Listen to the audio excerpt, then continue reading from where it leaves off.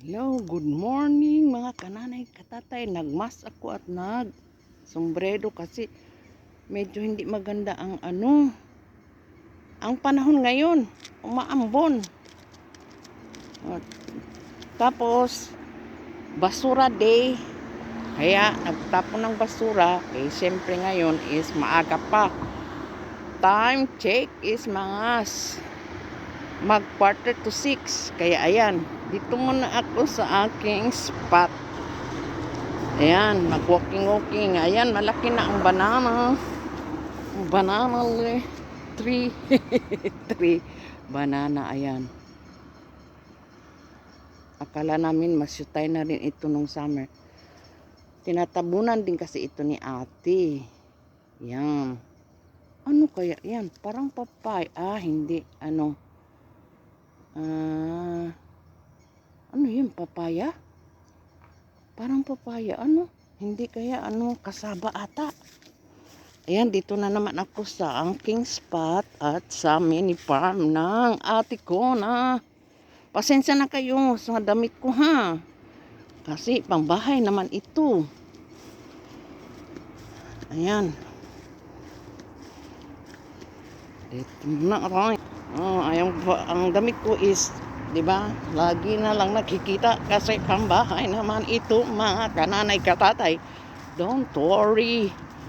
Ayan, dito tayo sa aming palayan. Char lang. Ay, ang ganda naman ito, oh. Tingnan niyo. Ay, ang ganda. Walking muna tayo. Ang ganda, oh. Bulaklak. Wow. Beautiful. Kita niyo yan? Ang ganda. Ball. Ayan. Dito tayo. Mag-walking tayo sa spot na. Ayan. Pero ngayon ko lang naisip. Minsan, natatakot din ako dito doon. Doon kasi meron doon daanan na pag gusto mong mag-grocery, merong shortcut doon. Ngayon ko lang naisip, parang natatakot man ako kay madamo din ba. Ayan. Hindi pa masyadong lumalabas si Haring Araw. Ito, ayan na, nag-ano na ang palayan. Ay, gusto ko yun, oh. Bulalak na yun, oh. Gusto ko yun. Kaya lang, gustong manguha. Pagalitan tayo. Kahit mga ganyan lang yan. Magandang umaga. Gising na Pilipinas. Gising na. Ayan.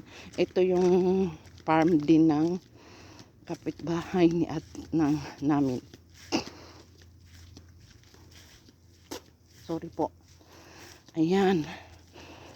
Ito din ang kapitbahay. Marami din siyang tanim.